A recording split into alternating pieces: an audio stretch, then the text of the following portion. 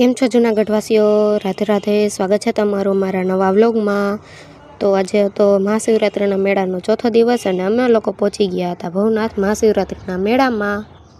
તો અમે લોકોએ હવે હાલવાનું ચાલુ કરી દીધું છે અને તમે ટ્રાફિક જો જેટલા લોકો આવે છે એટલા જ લોકો પાછા જાય છે, એટલે ટ્રાફિક તો એટલો ને એટલો જ રહેવાનો છે.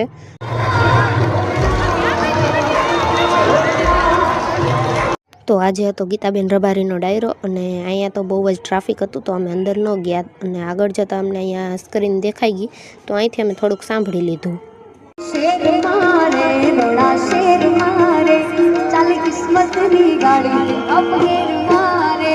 તો થોડીક વાર ગીતાબેન રબારીનો ડાયરો સાંભળીને અમે નીકળી ગયા હતા ભવનાથ મંદિર બાજુ.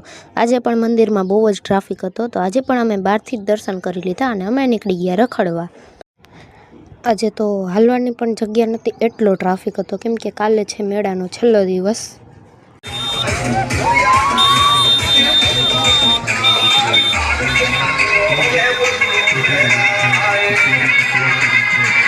તો હવે મેળામાં રખડીને અમે લોકો નીકળી ગયા છીએ ઘરે જવા માટે. તો અમે હાલવાનું ચાલુ કરી દીધું છે.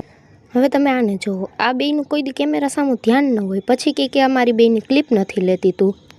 નાના છોકરાને જેમ અમને પણ આ ગમ્યું તો અમે લઈ લીધું.